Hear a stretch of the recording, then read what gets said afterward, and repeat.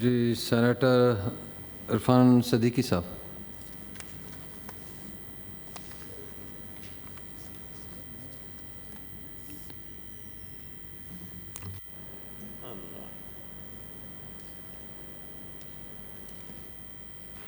ساری جناب چیئرمین، میں وزیر خزانہ سے کچھ ان پٹ لے رہا تھا بجٹ کے حوالے سے. بہت شکریہ آپ کا. جناب چیئرمین، بجٹ ہمیشہ سے الفاظ کا ایک گورکھ دھندا ہی ہوتا ہے، اعداد و شمار کا ایک کھیل ہوتا ہے، ایک جادو نگری ہوتی ہے. اور سچی بات یہ ہے کہ میری سمجھ سے اور میری فہم سے یہ بڑی ماورا چیزیں ہوتی ہیں، میں نہیں سمجھ پاتا. ابھی میں نے ادھر سے کچھ تقاریر سنی. کل محترمہ ثانیہ نشتر صاحبہ نے بہت عمدہ، بہت خوبصورت اعداد و شمار سے سجی ہوئی تقریر کی. آج بھی میرے دوستوں نے ابھی محسن عزیز صاحب بول رہے تھے، اعداد و شمار کا حوالہ دے رہے تھے. لیکن میں آپ سچی بات ہے، میں یہ سمجھتا ہوں کہ اگر یہی بجٹ ہوتا بالکل اے ٹو زی، الف سے یہ تک، اور یہ بجٹ ثانیہ نشتر صاحبہ نے پیش کیا ہوتا تو وہ وہی کچھ کہہ رہی ہوتی جو ہم کہہ رہے ہیں. اور اگر ہم ادھر بیٹھے ہوتے آج تو اس بجٹ پہ وہی کچھ کہہ رہے ہوتے جو وہ کہہ رہے ہیں. لہٰذا نہ ہمارے کہنے کی کوئی اہمیت ہے، نہ ان کے کہنے کی کوئی اہمیت ہے. ہم اپنی اپنی بڑاس نکال دیتے ہیں اور بجٹ جو ہے سو ہے. ہم اپنی اپنی اینک سے دیکھتے ہیں. ہم کہتے ہیں جی کہ مشکل ترین حالات کے اندر، جو بجا طور پہ ہم کہتے ہیں، اور اس کو تسلیم کرنا چاہیے ہمارے دوستوں کو کہ مشکل ترین حالات کے اندر، ان حالات کے اندر جو وہ چھوڑ گئے، ان حالات کے اندر جو وہ زوال، اور وہ کہتے ہیں نا جی کہ ہم نے تو یہاں چھوڑا تھا، یہ یہاں آ گئے ہیں. جناب چیئرمین، ہوتا یہ ہے کہ جب آپ اوپر چڑھ رہے ہوتے ہیں تو آپ بڑا سنبھل کے چلتے ہیں، ایک ایک انچ کر کے آگے بڑھتے ہیں. اور جب لڑکتے ہیں نا اوپر سے تو پھر آپ کو اس وقت تک پتہ نہیں چلتا جب تک آپ گہری کھائی میں گر نہیں چکتے.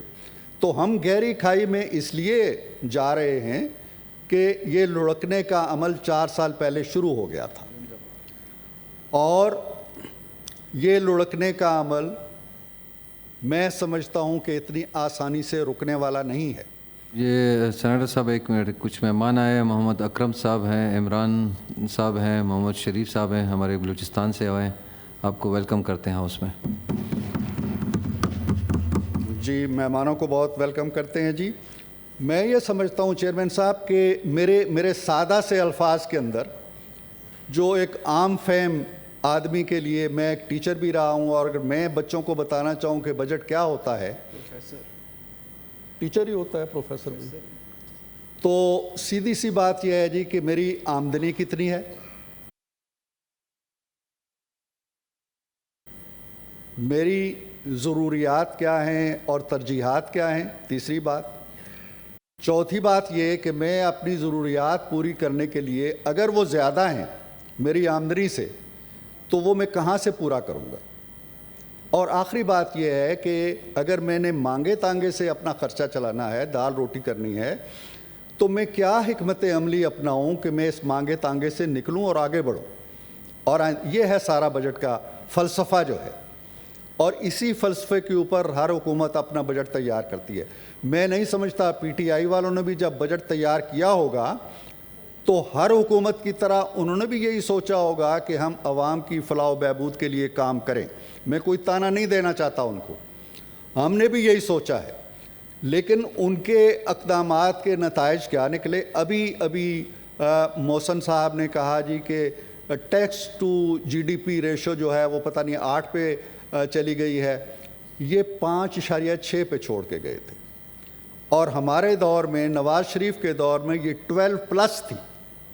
تو یہ لڑکنے کا عمل جو ہے اسے ہم روک نہیں سکتے. ہم اسے آہستہ کر سکتے ہیں، اس کو ہاتھ دے کے روک سکتے ہیں تھوڑی دیر کے لیے، لیکن مستقلاً نہیں روک سکتے. اور اسی طرح یہ جو بجٹ ہوتا ہے سر، یہ کوئی ہوا میں تخلیق ہونے والی چیز نہیں ہے. یہ ایسا پودا نہیں ہے جو ہوا میں اگتا ہے. اس کے لیے ایک خاص قسم کا ماحول چاہیے. اکانومی جو ہوتی ہے، میں اس کی بات کر رہا ہوں، معیشت کو ایک خاص طرح کا ماحول چاہیے، خاص طرح کی آب و ہوا چاہیے، خاص طرح کی فضا چاہیے، خاص طرح کی انوائرمنٹس چاہیے، پانی چاہیے، کھاد چاہیے. اگر آپ یہ چیزیں نہیں دے رہے اور کہتے ہیں جی کہ بجٹ کیوں نہیں اچھا لے کے آ رہے ہو تم، عوام کی فلاح و بہبود کیوں نہیں کر رہے ہو تم تعلیم کے لیے کیوں پیسہ نہیں لا رہے ہو، اور آپ کر کیا رہے ہوتے ہیں؟ یعنی جو اس اکانومی کے لیے آب و ہوا چاہیے چیئرمین صاحب، وہ آب و ہوا کیا دھرنوں سے آئے گی؟ کیا دھرنا دینے سے معیشت ترقی کرے گی؟ کیا جلسے کرنے سے معیشت ترقی کرے گی؟ کیا جلوس نکالنے سے معیشت ترقی کرے گی؟ کیا لانگ مارچ کرنے سے؟ کیا کور کمانڈر ہاؤس جلانے سے؟ کہاں سے آئے گی سرمایہ کاری جب آپ ہر دوسرے روز راستہ روک کے سڑک بلاک کر کے بیٹھے ہوتے ہیں، جب ہر تیسرے روز آپ کا ایک لانگ مارچ چل رہا ہوتا ہے؟ پھر آپ کہتے ہیں جی سرمایہ کاری نہیں آ رہی، پھر آپ کہتے ہیں جی کہ ملک کی اکانومی کا پہیہ رک گیا ہے. پہیہ تو آپ نہیں چلنے دیتے. پہیہ آپ نے جناب چیئرمین، ایک کردار ہوتا ہے، اپوزیشن لیڈر کا بھی ہوتا ہے اور اپوزیشن جماعتوں کا بھی ہوتا ہے. ہم بھی اپوزیشن میں رہے ہیں، نواز شریف اپوزیشن میں رہے ہیں، محترمہ بے نظیر بھٹو شہید اپوزیشن میں رہی ہیں، خورشید شاہ اپوزیشن میں رہے ہیں. کیا ان کا رول یہی تھا؟ آپ کی حکومت گری جناب چیئرمین، آپ کی توجہ چاہیے. آپ کی حکومت گرتی ہے اور آپ باہر چلے جاتے ہیں. آپ کا ایک کردار نہیں ہے بطور اپوزیشن. آج آپ تجویز دیتے ہیں جی کہ میثاق معیشت ہونا چاہیے. کون سا میثاق معیشت ہونا چاہیے؟ یہ باتیں ابھی کوئی 1 مہینہ پہلے سے کیسے یاد آ گئیں؟ آپ کے آفسے سے کیوں مٹ گئی تھی؟ ہم جب کہتے تھے کہ معیشت پہ آؤ بات کرو، آج بھی آپ جب کہتے ہو نا میثاق معیشت ہونا چاہیے، تو آپ یہ نہیں کہتے کہ ہم وزیر اعظم سے ملیں گے، یہ نہیں کہتے کہ اسحاق ڈار سے ملیں گے، کہتے ہیں ہم آرمی چیف سے ملیں گے. معیشت وہ بنا رہے ہیں. معیشت اس طرح نہیں بنتی. معیشت بنتی ہے مل بیٹھ کے. آپ یہاں بیٹھے ہوتے، قائد حزب اختلاف ہوتے، آپ کی آواز ہوتی، آپ ہماری اصلاح کر رہے ہوتے، اور یہ تھن ریزز میجارٹی جو ہے ہماری 2 یا 3 ووٹوں کی ہوتی. ہمیں تو لالے پڑے ہوتے اس بجٹ کو پاس کرانے کے بھی. آپ نے وہ راستہ چھوڑا، آپ نے ایک دوسرا راستہ چنا. اب اس راستے کے چننے کے اثرات و نتائج ہم پہ نہیں آئے ہیں، وہ اس معیشت پہ بھی آئے ہیں، وہ عام آدمی پہ بھی آئے ہیں، وہ غریب آدمی پہ بھی آئے ہیں. آپ قائد حزب اختلاف نے کل فرمایا کہ جی 10 کروڑ انسان جو ہیں وہ غربت کی لکیر سے نیچے چلے گئے ہیں. یہ 10 کروڑ انسان کیا اپریل 2022 میں گئے ہیں؟ اس سے پہلے پورے 25 کروڑ جو تھے وہ خوشیوں سے نہال تھے. کوئی غربت کی لکیر کے نیچے نہیں تھا، کوئی بھوکا ننگا نہیں تھا، کسی کے بچے بغیر فیس کے نہیں تھے، کسی کے بچے بغیر دوائی کے نہیں تھے. کیوں ایسا ریٹرک کرتے ہیں؟ کیوں اس طرح کی باتیں کرتے ہیں جو حقیقت سے دور دور کا بھی تعلق واسطہ نہیں رکھتے؟ جناب چیئرمین، میں دل آزاری کی بات بالکل نہیں کرنا چاہتا. میں احترام کرتا ہوں جو بھی سیاست کے اندر ہیں اور سیاست کے میدان کے کھلاڑی ہیں، ان کا احترام کیا جانا چاہیے. ان کی ایک رائے ہے، ان کا ایک نقطہ نظر ہے، لیکن حقائق کو نہیں جھٹلانا چاہیے. حقائق جو ہیں آپ موازنہ کرتے ہیں، ہمیں کہتے ہیں جی کہ 2022 میں ہم نے یہ کیا، تو اب آپ کہاں آ گئے؟ میں نے لڑکنے کی مثال دی ہے، ہم نیچے آئے ہوں گے اور ہم شاید اور نیچے چلے جائیں، اس لیے کہ دھکا دینے کا عمل شروع ہو گیا ہے. آپ اگر موازنہ کرنا چاہتے ہیں تو 2017 سے کریں. کون سا پاکستان آپ کو ملا تھا؟ جی ڈی پی کتنا تھا؟ ڈالر کا ریٹ کتنا تھا؟ مہنگائی پورے 5 سال نواز شریف کے دور میں 3% سے اوپر نہیں گئی. آپ آج کہتے ہیں جی 35 ہے، تو 35 ہے.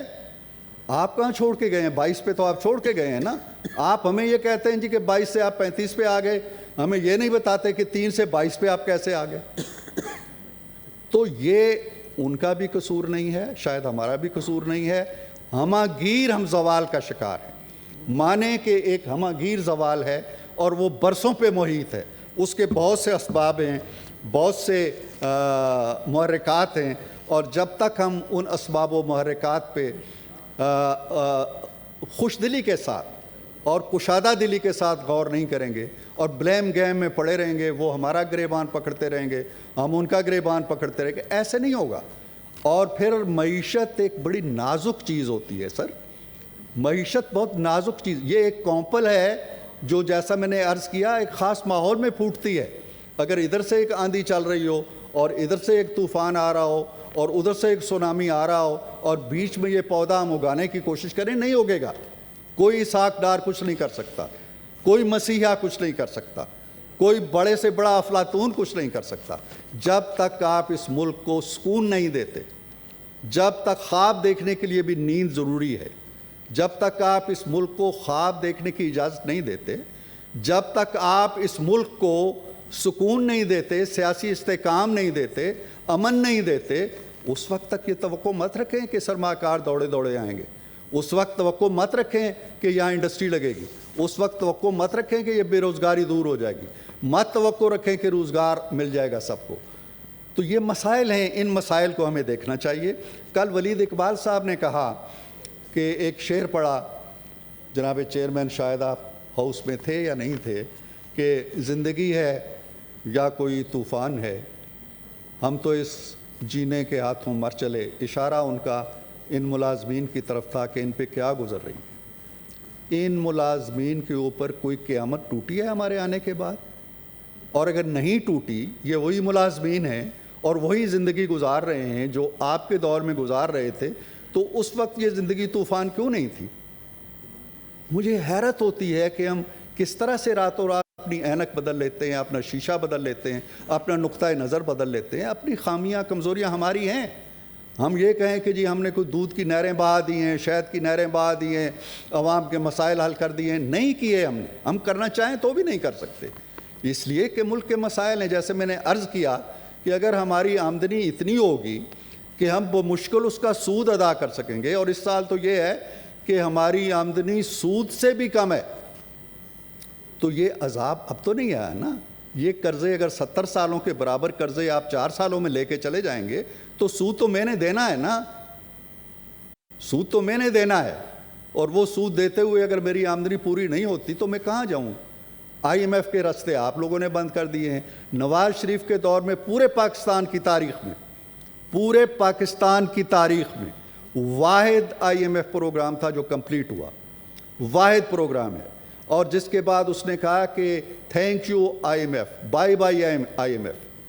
پھر ہم IMF لے کے آئے اور پھر کوششیں یہ کی کہ IMF اگر ہم چلے گئے ہیں تو IMF نہ آئے۔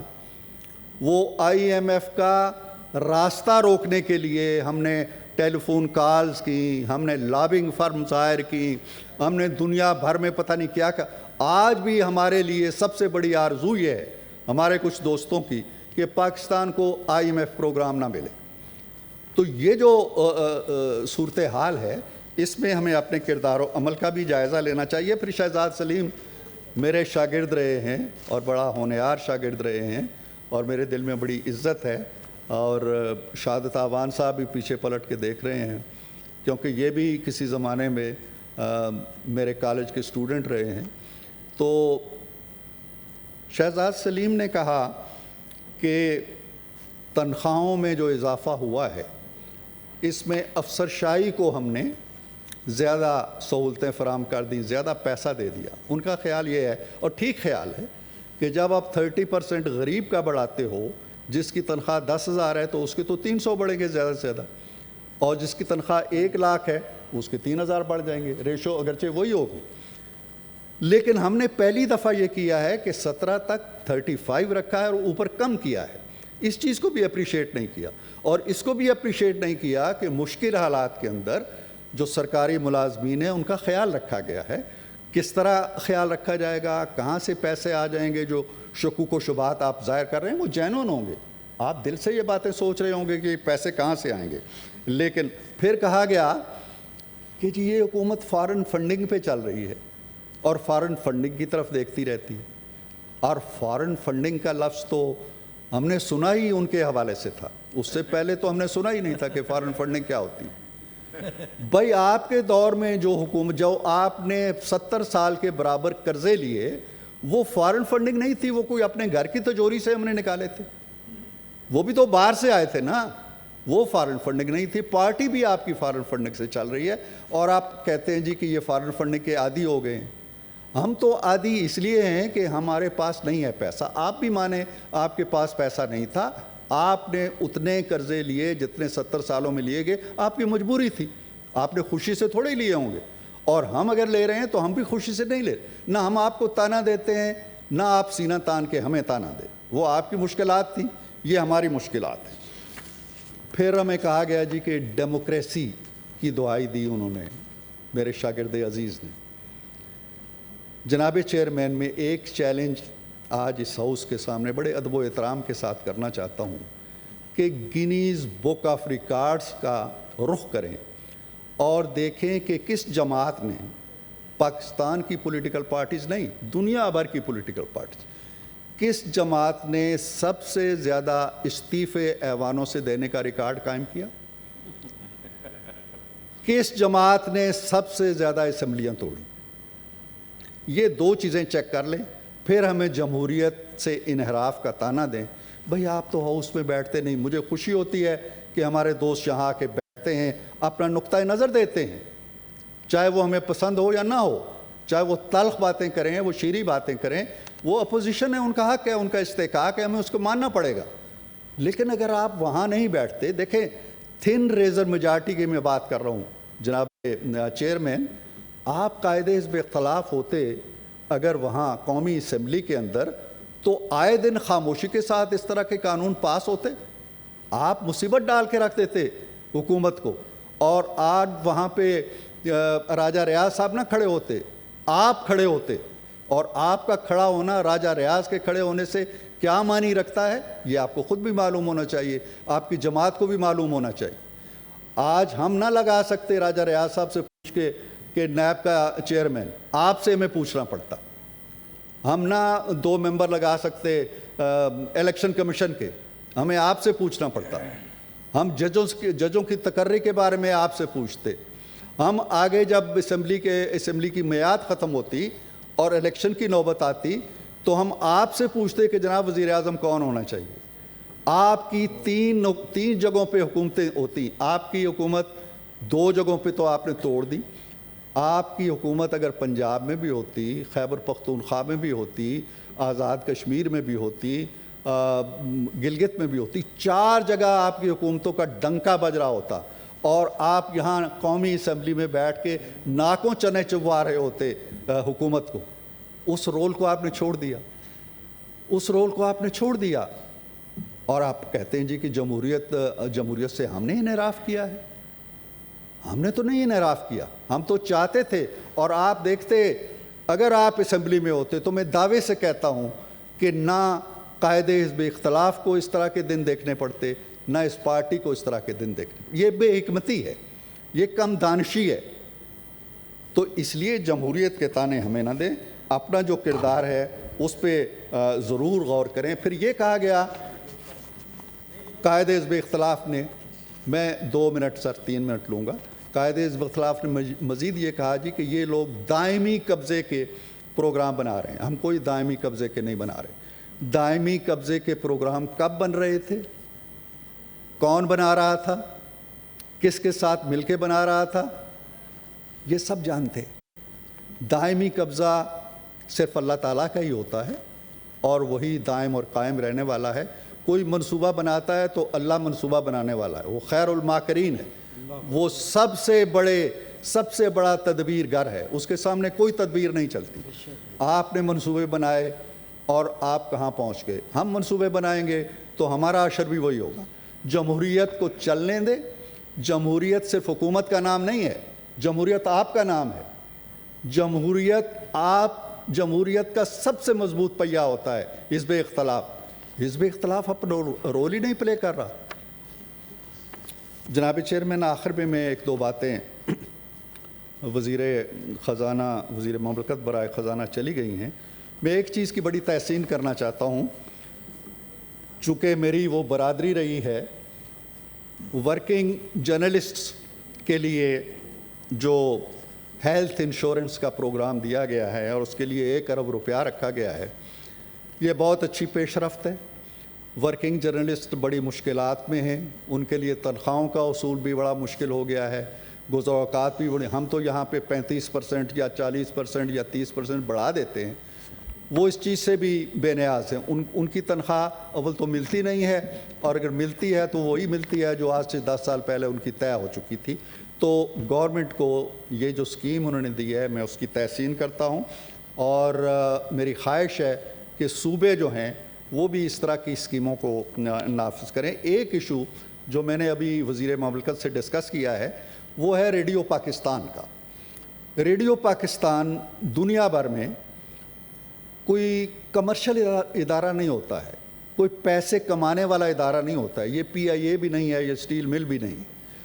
रेडियो को गवर्नमेंट फंड देती है, BBC भी गवर्नमेंट फंडिंग से चलता है, और लाइसेंस होता है। आपको याद होगा कि हमारे यहाँ भी कभी रेडियो का एक लाइसेंस हुआ करता था। हमें ट्रैफिक वाले रोक के देखते थे जी कि ये लाइसेंस दिखाएं जी रेडियो का है या नहीं। अब नहीं है, अब नहीं है, और ज़रिया आमदनी सिर्फ हुकूमती मदद रह गई है। जो हुकूमत के पास वो जो एक मुहावरा होता है ना जी कि नंगी नहाएगी, गंजी नहाएगी क्या और निचोड़ेगी क्या, तो ये तो हमारे ये दोस्त जो हैं ये हमें गंजा कर गए हैं। गंजी को एक एक बाल मईशत का नोच के उसे गंजी कर गए, और अब ये कहते हैं ये नहाए भी और निचोड़े भी और बाल संवारे भी और बाल बनाए भी और खूबसूरत बन के हमारे सामने आके बैठे भी। थैंक यू जी। आखिरी बात सर, रेडियो के हवाले से मैं ये कह रहा हूँ कि मैं ख़ुद भी एक मैकेनिज़्म तजवीज़ करूँगा, लेकिन इस ऐवान के सामने मैं ये बात रख रहा हूँ कि कोई ऐसा मैकेनिज़्म होना चाहिए। आज पेंशनर्स बाहर खड़े हैं, बूढ़े पेंशनर्स जिनको कई महीनों से पेंशन नहीं मिल रही, तनख्वाहें नहीं मिल रही। ये बदहिकमती है या बद इंतज़ामी है या बदनज़मी है या फ़ंड्स की कमी है, ये क्या है? जो भी है इस पे हमें ज़रूर गौर व फिक्र करना चाहिए, और उन लोगों की जो मज़लूम लोग हैं उनकी ज़रूर मदद करनी चाहिए।